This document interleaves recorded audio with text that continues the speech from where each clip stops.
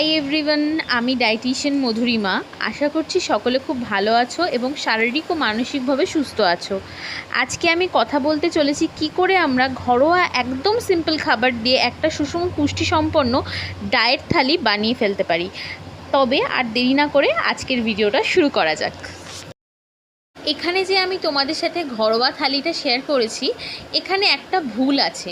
সেটা হচ্ছে এই থালিতে পুরো হাফ পরিমাণ হচ্ছে গিয়ে ভাত, সামান্য পরিমাণ প্রোটিন এবং সামান্য পরিমাণ সবজি। তো এইটা হলো হেলদি থালি নয়, যেটা রেগুলার বেসিসে আমরা আমাদের বাড়িতে খেয়ে থাকি। এখানে এই সেকেন্ড থালিটা তোমরা দেখে কি বুঝতে পারছো? দেখো, আগের থালির ঠিক অপোজিট, বেশিরভাগটাই সবজি, অল্প পরিমাণে ভাত এবং কিছুটা পরিমাণে প্রোটিনও এখানে এবার জিনিসটা ভালো করে বোঝো।